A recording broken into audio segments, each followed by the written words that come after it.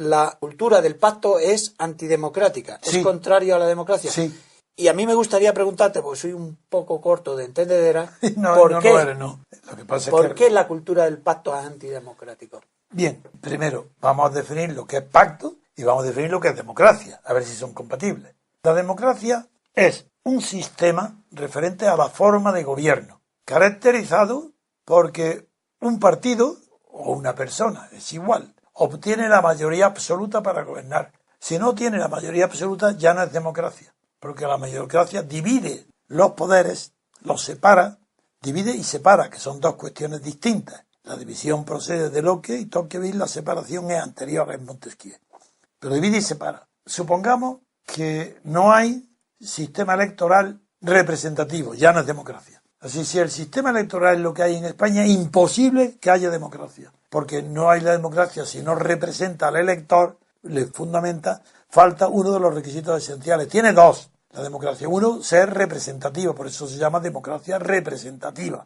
Para distinguirla de aquellas democracias, fundamentalmente las populares, las soviéticas, las comunistas, que no son representativas, eran burocráticas del Estado.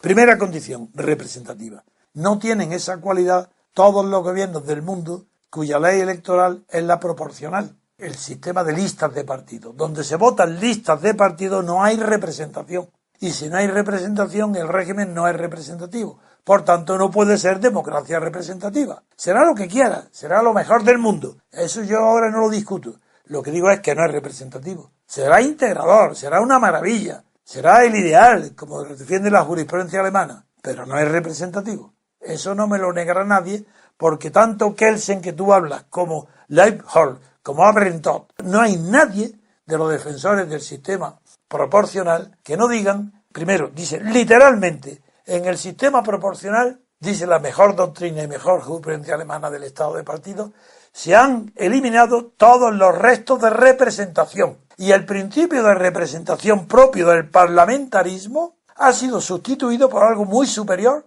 incluso superior a la tesis o la teoría o la hipótesis de Rousseau. Literalmente lo citan. ¿Y qué es lo que ha conseguido? Dice, en lugar de representación, integración de las masas en el Estado. Es decir, lo que persiguieron Hitler, Mussolini, Franco, Salazar. ¿Qué queréis que siga? La misma doctrina del fascismo es la que está justificando el sistema electoral proporcional. ¿Dicho por quién? ¿Por mí? No. En España lo dijo antes que yo Pelayo, que trajo a España la denominación de Estado de partidos, el primer presidente del Tribunal Constitucional. Pero él no lo desarrolló como yo, ni vio. Él lo dijo como una realidad obvia, pero no se daba cuenta que eso era enemigo no solo de la democracia, sino también de la libertad. Porque ¿cómo puede haber libertad política si no hay representación? Y los cargos no representan a quien los elige. Luego la libertad política ha desaparecido, es lo primero. Ahora sí entiendo la que no hay democracia. Y quizás te ha faltado decir que la cultura del pacto es la continuación del consenso que tú tanto has criticado desde el principio. Sí, el consenso en realidad es fruto del pacto. No hay consenso sin pacto. Por tanto, la causa es el pacto. Es lo mismo. Bien ves la diferencia. Mira, el consenso, porque es anterior al pacto en aquellas situaciones completamente excepcionales en la historia, como fue, por ejemplo, la conversión al cristianismo de Constantino. Hay un momento de consenso y se emplea la palabra consensus en el sentido de la palabra político, porque cuando se habla de consenso, lo primero que hay que distinguir es el consenso social, que los sociólogos conocían mucho antes de la transición española. El consenso es el consenso social, la manera de vestir, dirigirse a otros, las cortesías, todo eso es un consenso.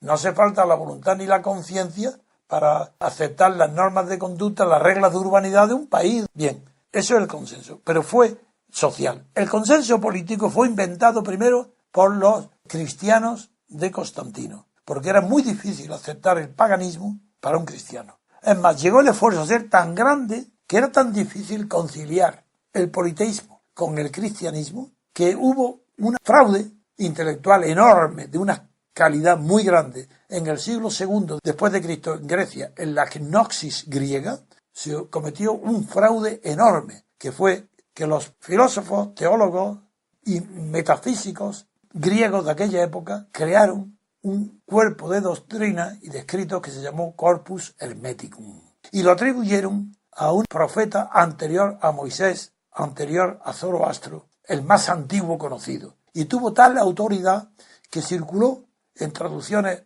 latinas no, pero hubo traducciones al árabe en algunas partes, como el Asno de Oro, que circularon, y había rumores durante el Renacimiento de la existencia de este corpus hermeticum. Y Cosme de Médicis, que tenía tantísimo dinero, encargó por todo el mundo conocido entonces, que era el Mediterráneo, Grecia, Macedonia, Palestina, Siria, por todo donde hoy están las guerras, buscar ese corpus hermeticum. Y un monje de Macedonia lo encontró. Se lo trajo a Florencia. Y Cosme, que ya estaba bastante avanzada de edad y que temía morir pronto, le ordenó a Marsilio Ficino, que es nada menos que el humanista traductor de Platón al latín, que estaba financiado por Cosme. Le pidió a Marsilio Ficino, que era sacerdote, que se trasladara a vivir a su residencia de verano para que suspendiera la traducción de las obras de Platón y comenzara a traducir el Corpus Hermeticum, porque Cosme no quería morir sin el consuelo de haber leído el famoso Corpus Hermeticum. Bien, eso fue producto de un consenso que se descubrió el fraude los discípulos de Descartes muchos años después, porque utilizó la imprudencia de hablar de los juegos pitios, figuraron, y le atribuía de existencia anterior a Zoroastro y hablaba de los juegos pitios. Bien, pero eso fue descubierto por la Escuela de Filosofía de Descartes. Pero eso no impidió que la influencia del corpus hermético fuera tan grande que llegó a invadir el Vaticano con los Borgias. Está lleno de dibujos, de pinturas de pavimentos con la esfinge de la diosa Isis, enseñando el corpus hermeticum a los papas. En la iglesia francesa las grandes jerarquías se hicieron y era un fraude. Pero esto digo porque fue tal la necesidad del consenso para pasar del politeísmo al monoteísmo que produjo ese fraude. Luego hubo otro segundo momento de consenso político, porque yo estoy hablando ahora del consenso político a diferencia del social. El primero fue ahí, en la gnosis griega, que tuvo que hacer una superchería para poder lograr el consenso entre politeísmo y monoteísmo. El segundo fue a la muerte de Mahoma. Fue tal la disputa entre los sucesores de Mahoma por coger el poder que tuvieron también que inventar otro consenso porque ya era la guerra a muerte fratricida, que todavía hoy dura. Figuraros si era fuerte, que hoy la lucha entre suníes y chiíes viene de la herencia de Mahoma. Y ese fue otro momento de consenso. Y ese momento de consenso musulmán fue el que fundó la expansión del Islam por todo el norte de África y la invasión de España musulmana hasta que fue derrotada en Poitiers. Dos consensos. Después no ha habido consenso como fenómeno universal. Pero claro, antes de la muerte de Franco se produce también otro consenso, pero mucho más débil. Y es que los americanos, los generales que ya lo he contado, que estaban en París, Eisenhower y Marshall, no fue un consenso. Tuvieron que llamar, como Europa estaba destruida, lo digo de verdad, fue la guerra terminada, todavía destruida, todavía estaban los escombros de los bombardeos en las calles. Y debajo de los escombros, los americanos buscaron a De Gaulle, a De Gasperi y a Schuman, los sacaron de sus escondites porque eran los únicos sobrevivientes. Y ahí no hubo necesidad de consenso ni de pacto, que eran los únicos sobrevivientes. Y el maná de dólares del Plan Marshall de la reconstrucción de Europa tuvieron que encontrar a alguien para que lo administrara y encontraron a la democracia cristiana. Entonces ahí no hubo consenso, porque no hubo consenso político, y fue los americanos que entregaron el poder a la democracia cristiana, que a su vez se basaron no en un consenso político, sino que los grandes intelectuales europeos, en todas las disciplinas, sobre todo en humanidades, aunque también había científicos, se organizaron en unos célebres reencuentros de Ginebra, los encuentros de Ginebra, que duraron nada menos que 10 años y empezaron en el año 47. Ahí es donde Churchill pronunció el famoso discurso inaugural sobre los Estados Unidos de Europa. Pero ahí toda la inteligencia europea estuvo más o menos de acuerdo, salvo Spencer, el célebre poeta inglés, que llegó a decir que el nacionalismo de Hitler y Mussolini tenían sus cosas buenas, no habían sido tan malos. Y cuando se restauraran ahora las libertades, de acuerdo con los americanos, no habría que desechar totalmente los restos o aprovechables del nacionalsocialismo. Son palabras, quien lo dude de lo que diga, que lo lea, que lo busque, porque en español están publicados en la edición de Guadarrama, donde aparece el ridículo de Ortega y Gasset, que fue otro de los invitados, junto a todas esas teorías que no hubo consenso, sino el conjunto de los intelectuales propusieron al final de la Guerra Mundial que la solución estaba en restaurar lo que había antes de la Guerra Mundial. Y ahí nacieron la Cuarta República Francesa, la República Italiana, el Estado Federal Alemán, Ah, eso no fue consenso, no. Es que estaban los americanos con los tanques y el ejército dominando toda Europa. Y claro, pero el ridículo de los intelectuales. ¿Qué propusieron los intelectuales de Zúrich? Volver al mismo sistema político que había provocado la guerra mundial. Mejor dicho, que no había impedido la guerra mundial, que no había impedido el triunfo del fascismo, del totalitarismo. ¿Cómo lo hicieron? De una manera infantil, poniendo las mismas instituciones que había antes de la guerra mundial, pero prohibiendo al Partido Comunista o al Partido Fascista como hicieron en Bonn. Eso es ridículo.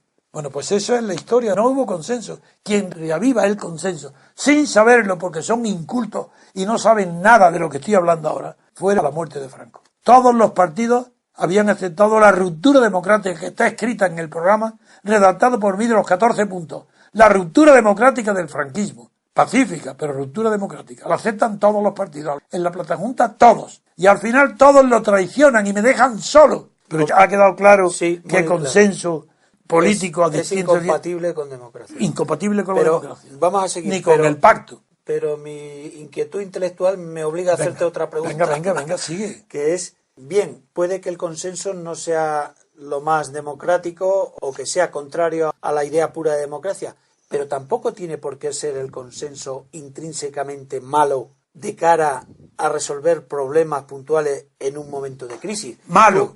Tú has citado la posguerra mundial. A lo mejor en ese contexto un consenso... Te he entendido, digo que no rotundamente. En el peor de las hipótesis, un consenso implica negación de la libertad política. Significa pensar todos igual. Eso es imposible, eso es mentira. Es que ni para arreglar una catástrofe natural, un terremoto, todo el mundo piensa igual de ninguna manera. Cada uno tiene que aportar sin pluralidad de pensamiento, sin libertad, sin discusión, sin debate. Es imposible que la libertad se manifieste. Me ha convencido. Se acabó. Consenso fuera.